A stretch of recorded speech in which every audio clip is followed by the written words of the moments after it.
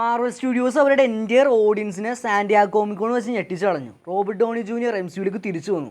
ഇക്കുറി വന്നിരിക്കുന്നത് ഒരു വില്ലനായിട്ടാണ്. ഇപ്പോൾ മൊത്തം സംസാര വിഷയം ഇത് തന്നെയാണ്. ഡോക്ടർ ഡൂം MCUവിൽ ഡെബ്യൂട്ട് കൊടുക്കാൻ പോവാണ്. ജോനാഥൻ മേജേഴ്സിൻ്റെ പേരിലുണ്ടായിരുന്ന അക്യൂസേഷനും കാങ് എന്ന വില്ലൻ അത്രയും വലിയൊരു ഹൈപ്പിൽ ഫാൻസിനിടയിൽ റീച്ച് ആവാത്തത് കൊണ്ടും അവഞ്ചേഴ്സ് കാങ് ഡൈനാസ്റ്റിയെ റീപ്ലേസ് ചെയ്ത് അവിടെ അവഞ്ചേഴ്സ് ഡൂംസ്ഡേനെ കൊണ്ടുവന്നു. ഇതെല്ലാം പറഞ്ഞു വരുന്നത് MCUവിൽ അടുത്ത താനോസ് ഡോക്ടർ ഡൂം ആണെന്നാണ്. നിങ്ങൾ ആരെങ്കിലും അങ്ങനെ ചിന്തിച്ച് നോക്കിയായിരുന്നു? ഇനി നമ്മുടെ ഹീറോസിനെതിരെ നിൽക്കാൻ പോകുന്നതും അവർ മുഖേന തോൽവി അറിയാൻ പോകുന്നതും RDJയുടെ വിക്ടർ വോൺ ഡൂമാണ്. RDJനെ എങ്ങനെ ഡോക്ടർ ഡൂമായിട്ട് MCUവിൽ കൊണ്ടുവരുമെന്ന് അറിയാൻ എല്ലാവരും ആകാംക്ഷയിലാണ്. ഡോൺ വെറി മെയ്റ്റ്സ്, ഇന്നത്തെ നമ്മുടെ വീഡിയോ അതിനെക്കുറിച്ചാണ്. മൾട്ടിവേഴ്സ് ആയതുകൊണ്ട് എന്തും നടക്കാം, എങ്ങനെ വേണേലും കാണിക്കാം, പോസിബിലിറ്റീസ് എൻലെസ് ആണ്. MCU ഓൾറെഡി പൊക്കോണ്ടിരിക്കുന്നത് മൾട്ടിവേഴ്സ് ആകെയിലാണ്. ഇവിടം വരെയുള്ള സ്റ്റോറീസൊക്കെ എടുത്തു നോക്കിയാൽ മറ്റ് റിയാലിറ്റീസിന്നോ ടൈം ലൈൻസിന്നോ ഡൈമെൻഷൻസിന്നോ ഒരു ഹീറോയുടെയോ വില്ലൻ്റെയോ വേരിയനെ കൊണ്ടുവരാൻ വലിയ പാടൊന്നുമില്ല. MCUവിൽ പീറ്റർ പാർക്കർ വേറെ യൂണിവേഴ്സിൽ പീറ്റർ പാർക്കറിനെ കണ്ടതും അവരോടൊപ്പം ഫൈറ്റ് ചെയ്ത് നമ്മൾ നോവേ ഹോമിൽ കണ്ടതാണ്. ഇപ്പോൾ തന്നെ ലോക്കിയുടെ കേസ് എടുത്താൽ ലോക്കിയും ആ ക്യാരക്ടറിൻ്റെ പല വേരിയൻസിനെ ബിയോണ്ട് ടൈം ആൻഡ് സ്പേസിൽ കണ്ടു. ഇതിനെല്ലാം ഉപരി അത്രയധികം വേരിയൻസ് ഉള്ള ക്യാങ് കൗൺസിൽ നമ്മൾ കണ്ടു.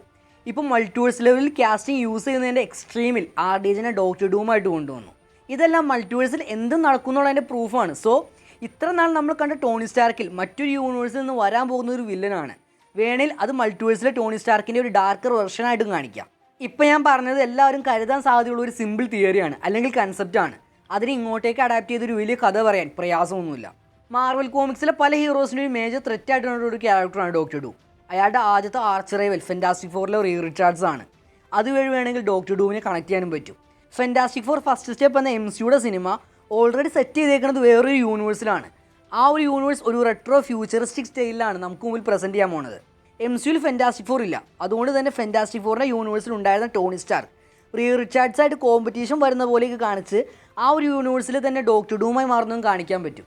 നമുക്കത് ഇമാജിൻ ചെയ്യാൻ വലിയ പാടൊന്നുമില്ല. കാരണം മാർവൽ യൂണിവേഴ്സിലെ ഏറ്റവും സ്മാർട്ടസ്റ്റ് ക്യാരക്ടറാണ് മിസ്റ്റർ ഫെൻറ്റാസ്റ്റിക്. അതുകൊണ്ട് തന്നെ ആ ഒരു യൂണിവേഴ്സിൽ ടോണി സ്റ്റാർക്കിന് റീഡിനോട് ഈഗോ ഡെവലപ്പ് ആവുന്ന പോലെ കാണിച്ചിട്ട് ടോണി സ്റ്റാർക്ക് ആ ഒരു യൂണിവേഴ്സിലെ അയൺമാന് പകരം ഡോക്ടർ ഡൂമായി മാറുന്ന പോലെയും കഥ കൊണ്ടുപോവാം. പിന്നെയുള്ളൊരു ഡൗട്ട് എന്താണെന്ന് വെച്ചാൽ ഫെൻറ്റാസ്റ്റിക് ഫോറിൻ്റെ ആ ഒരു യൂണിവേഴ്സിറ്റി തന്നെയാണോ ഡോക്ടർ ഡൂമിനെ കാണിക്കാൻ പോകണമെന്ന് അറിവൊന്നുമില്ല. ചിലപ്പോൾ വേറൊരു റിയാലിറ്റിയിൽ നിന്നും കൊണ്ടുവരാം.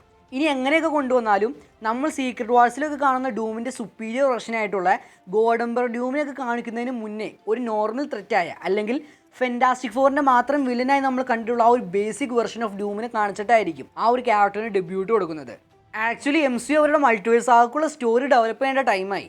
ഫെൻറ്റാസ്റ്റിക് ഫോറിൽ ഡോക്ടർ ഡൂമിനൊക്കെ ഡെബ്യൂട്ട് കൊടുത്തിട്ട് അവഞ്ചേഴ്സ് ഡൂംസ്ഡേയിൽ ഡൂം ഗോഡ് എംപറർ ഡൂമായി ബാറ്റിൽ വേൾഡ് ക്രിയേറ്റ് ചെയ്ത് പിന്നെ സീക്രട്ട് വാഴ്സൊക്കെ ഫോളോ ചെയ്തൊരു അടിപൊളി സ്റ്റോറി വരികയാണെങ്കിൽ നൈസായിരിക്കും. അങ്ങനെ കൊണ്ടുവരുമ്പോൾ ഓഡിയൻസിന് ആ ഒരു ക്യാരക്ടറിനെ കുറിച്ചും ആ ക്യാരക്ടറിൻ്റെ മോട്ടീവിനെ കുറിച്ചൊക്കെ നന്നായിട്ട് കൺവേ ചെയ്യാൻ പറ്റും.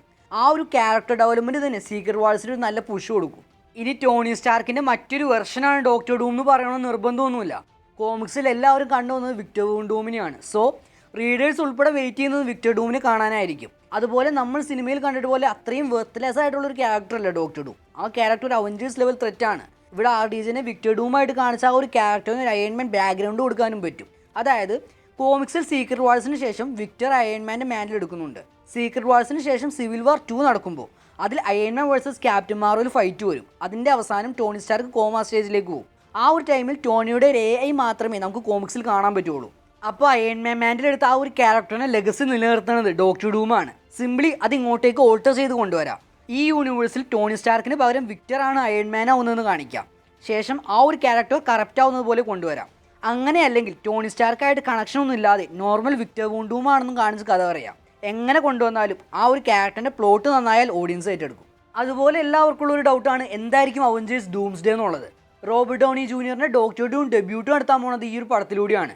അപ്പോൾ എല്ലാവർക്കും വരുന്ന മറ്റൊരു ചോദ്യമാണ് എന്തുകൊണ്ട് അവിടെ ഫെൻറ്റാസ്റ്റിക് ഫോറിനെ കുറിച്ച് പറഞ്ഞില്ല? ഫെൻറ്റാസ്റ്റിക് ഫോറിൻ്റെ വില്ലനല്ലേ ഡോക്ടർ ഡൂം എന്നുള്ളത്. പോസിബിളി ഞാൻ നോക്കിയിട്ട് അതിനാകെ 2 ഉത്തരേ കിട്ടുന്നുള്ളൂ. അതിലൊന്ന്, അവിടെ കാണിച്ചതുപോലെ ഡോക്ടർ ഡൂമിനെ അവഞ്ചേഴ്സ് ഡൂംസ്ഡേയിലായിരിക്കാം കാണിക്കാൻ പോണത്. അതായത് റെഫറൻസ് മാത്രം ഇട്ട് ഫെൻറ്റാസ്റ്റിക് ഫോറിൽ ഡോക്ടർ ഡൂമിനെ കുറിച്ച് പറഞ്ഞിട്ട് അവഞ്ചേഴ്സ് ഡൂംസ്ഡേയിൽ ഒരു ബിഗ് ത്രെറ്റായിട്ട് അവതരിപ്പിക്കാം. അങ്ങനെ അല്ലെങ്കിൽ ഫെൻറ്റാസ്റ്റിക് ഫോറിൽ ആ ഒരു ക്യാരക്ടർ ഉണ്ടാവും, പക്ഷേ SDCCയിൽ ഒരു വലിയ ഹൈപ്പ് ഓളൊക്കെ കിട്ടാൻ വേണ്ടിയിട്ട് മനഃപൂർവ്വം ഡൂംസ്ഡേയുടെ പാനലിൽ ആ ഒരു ക്യാരക്ടറിനെ കൊണ്ടുവന്നതായിരിക്കാം.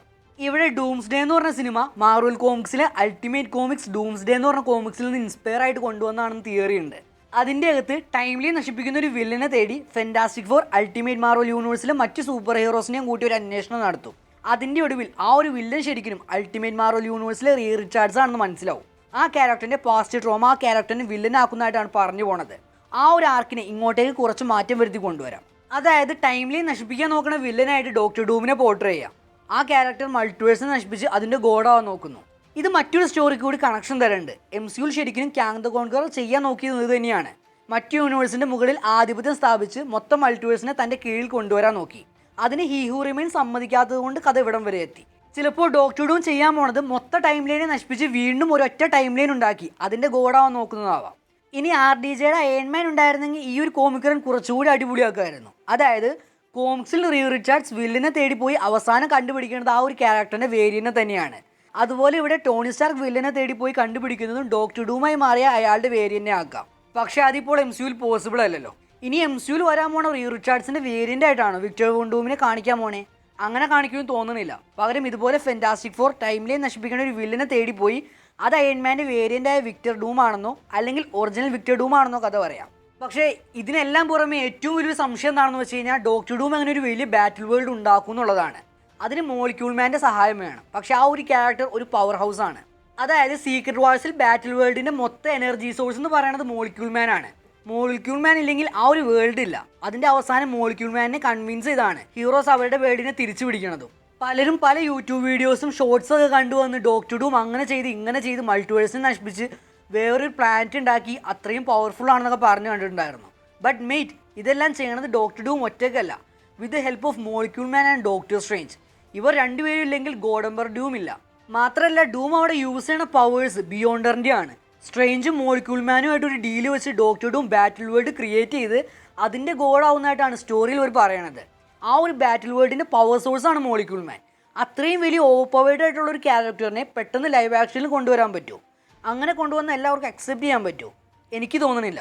പക്ഷേ ഇനിയും വരാനിരിക്കുന്ന പ്രൊജക്ട്സിലൊക്കെ മോളിക്യൂൾ മാനിന് ലീഡ് കൊടുത്ത് അതിനനുസരിച്ച് ബിൽഡ് ചെയ്യുകയാണെങ്കിൽ ചിലപ്പോൾ പോസിബിൾ ആയിരിക്കും. ഇനി മോളിക്യൂൾ മാനെ തന്നെ കാണിക്കുമെന്ന് യാതൊരു ഉറപ്പും പറയാൻ പറ്റില്ല. മേ ബി ആ ഒരു ക്യാരക്ടറിനെ റീപ്ലേസ് ചെയ്തേക്കാം. അതായത് ജസ്റ്റ് ഒരു അസംഷൻ മാത്രം വെച്ച് നോക്കുകയാണെങ്കിൽ ഫാന്റാസ്റ്റിക് ഫോറിൽ ഒരു വലിയ ത്രെറ്റായിട്ട് ഗാലക്ടസ് വരുന്നുണ്ട്. ഗാലക്ടസ് ഒരു വലിയ പവർ ഹൗസ് ആണ്. ആ ക്യാരക്ടറിൻ്റെ ഒറിജിനും വളരെ ഏൻഷ്യൻ്റ് ആണ്. സോ അത്രയും വലിയൊരു പവർ സോഴ്സും കോസ്മിക് പവർ ഹോൾഡറും ആയതുകൊണ്ട് തന്നെ മോളിക്യൂൾ മാനെ റീപ്ലേസ് ചെയ്തിട്ട് ഈ ഒരു ക്യാരക്ടറിനെ കൊണ്ടുവരാൻ പാടില്ലേ.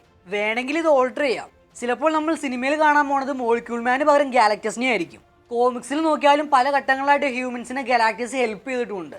സോ ഇതും പോസിബിൾ ആണ്. അങ്ങനെയൊക്കെ കൊണ്ടുവന്ന ഡൂംസ്ഡേയിൽ ഹീറോസ് എല്ലാവരും ഡൂമിനെ കണ്ടെത്തി നാശത്തിൽ നിന്ന് രക്ഷപ്പെടുന്നുള്ളൊരു ഹോപ്പൊക്കെ വരുമ്പോഴേക്കും മൾട്ടിവേഴ്സ് നശിച്ച് അവിടെ ഡൂം വിജയിക്കുന്നതായിട്ട് കാണിക്കാം. അങ്ങനെ കാണിച്ചതിന് ശേഷം ഹീറോസ് കണ്ണു തുറക്കുന്നത് വേറെ യൂണിവേഴ്സിലാണ്, അതായത് ബാറ്റിൽ വേൾഡിൽ. അങ്ങനെ കാണിച്ചാലും ആ ഒരു യൂണിവേഴ്സിൻ്റെ വേൾഡ് ബിൽഡിങ്ങിനൊക്കെ അത്യാവശ്യം നല്ലൊരു ടൈം വേണ്ടി വരും. അങ്ങനെ കൊണ്ടുവരാണെങ്കിൽ സീക്രട്ട് വാഴ്സ് 2 പാർട്ടായിട്ട് കാണിക്കണതായിരിക്കും ബെറ്റർ എന്ന് തോന്നുന്നു. നിലവിൽ RDJയുടെ ഡോക്ടർ ഡൂമിനെ കാണാൻ വേണ്ടിയിട്ട് ഓൾമോസ്റ്റ് ഫാൻസ് എല്ലാവരും വെയിറ്റ് ചെയ്യാണ്. ഇനി എങ്ങനെയൊക്കെയാണ് എന്തൊക്കെയാണ് അവർ കൊണ്ടുവരാൻ പോകുന്നതെന്ന് കണ്ടു തന്നെ അറിയാം. എനിക്ക് ഈ വീഡിയോയിൽ ഇത്രയൊക്കെയാണ് പറയാനുള്ളത്. നിങ്ങൾക്ക് എന്താണ് തോന്നിയതെന്ന് കമൻറ്റ് ചെയ്യുക. See you next time with another video guys. This is CG signing of.